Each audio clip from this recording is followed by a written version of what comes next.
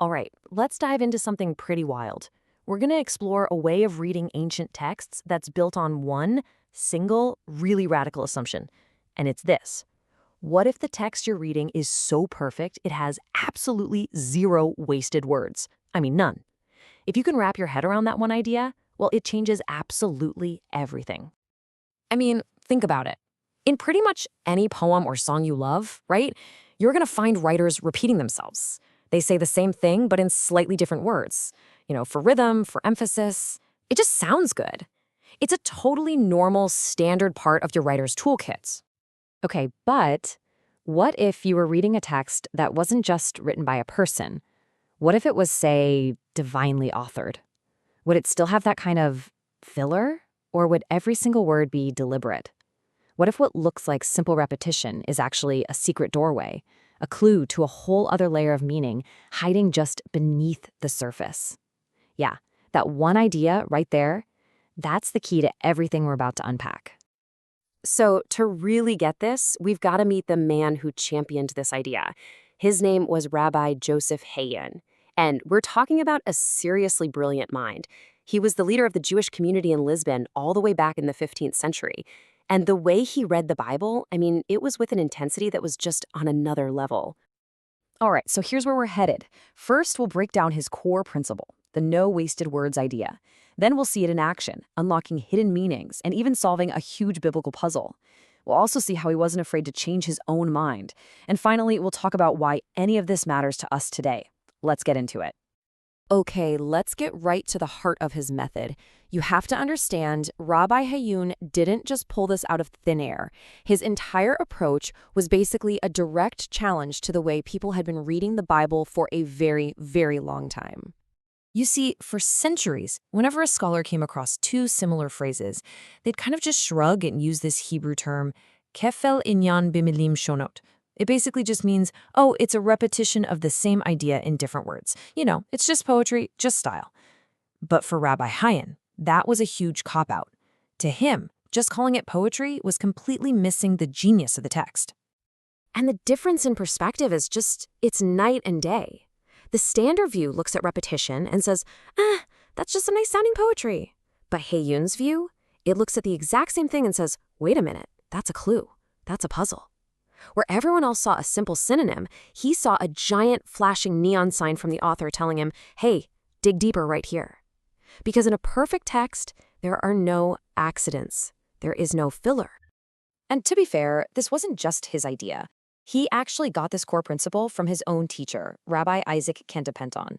But he took this one rule, this idea that every single word has to teach you something new that you didn't know before, and he turned it into the engine for his entire life's work.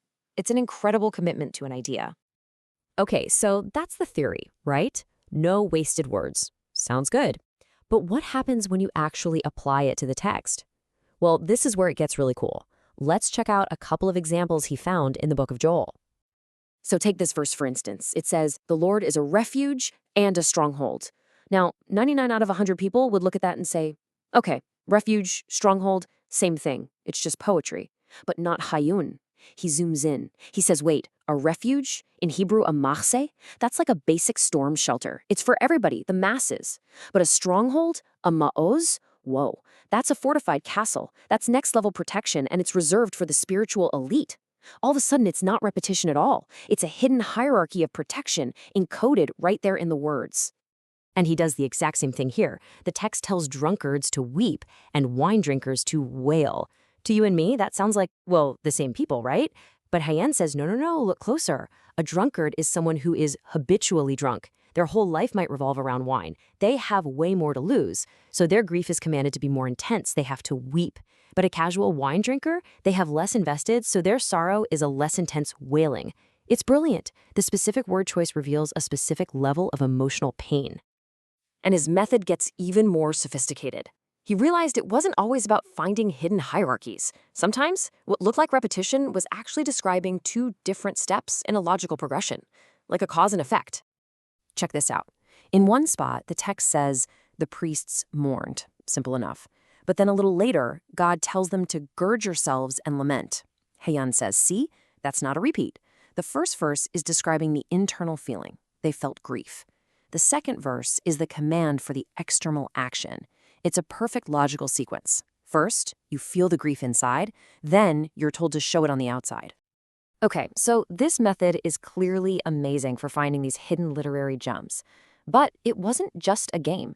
Heian and his students used this exact same principle to tackle some of the absolute biggest, thorniest theological problems of their day. And this next puzzle was a really big one. In fact, it was brought to him by one of his most famous students, a guy named Don Isaac Abravanel. And Abravanel had a problem that seemed like a massive contradiction, one that went right to the very core of Jewish belief. So here's the conflict. On the one hand, you have the great philosopher Maimonides, who laid it down as a fundamental principle of faith. God dictated the entire Torah to Moses, word for word. Moses was just the scribe. Got it. But, on the other hand, you have the Talmud, another source of immense authority, which says, clear as day, that some curses in Deuteronomy were spoken by Moses from his own mouth. So, which is it? Was Moses just a stenographer, or was he an author? You can't have it both ways, right? This is where Heian's genius really shines. His solution is just so simple and elegant. He says, look, it's a two-stage process. Think of it as saying versus writing. Stage 1, the saying. Yes, Moses spoke those words to the people from his own mouth, exactly like the Talmud says. But then, stage 2, the writing. Later, when God dictated the final official Torah scroll to Moses, he took Moses' own words and incorporated them into the text, making them officially divine.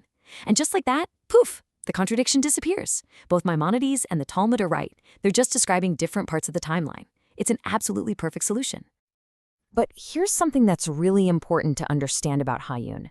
You might think he was this rigid guy with one rule he applied to everything, but he wasn't. He was an incredibly flexible thinker, someone who was always in conversation with other thinkers and even with himself. And get ready for this, because this is where the story takes a really fascinating ironic twist. There's a verse in Joel that uses two different Hebrew words for lion. Now, based on everything we've seen, you'd bet your life that Heian would find some subtle, brilliant distinction between them, right? Well, nope. Shockingly, in his commentary, he says they're just perfect synonyms. And here's the kicker. Another commentator, Radak, who was usually totally fine with repetition, is the one who argues that no, they're different kinds of lions. They totally switched places. It's wild. So what's going on? Was he a hypocrite? Not at all. And this is what's so amazing about him. It shows his deep intellectual honesty. Because in a later work, he actually went back to this exact problem and he changed his mind.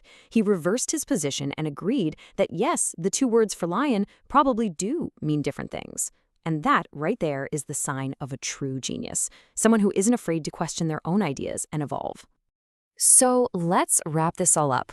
What can we, here and now, actually take away from this 15th century masterclass in reading? Well, here's why this matters so much. Heian's method is more than just a technique for ancient texts. It's a way of thinking. It teaches us to see any text as this incredibly rich, deep thing. It's a call to turn off our autopilot, to stop just passively reading, and to turn it into an active investigation, a treasure hunt. I mean, in our world of constant skimming and scrolling, his approach is a powerful reminder of the lost art of really, truly reading. And so that really leaves us with a question for ourselves, doesn't it? If a scholar from 500 years ago could find entire worlds of meaning just by refusing to believe in wasted words, what hidden layers are just sitting there, waiting to be discovered in the books and articles you think you already know? What might you find if you just decide to look a little bit closer?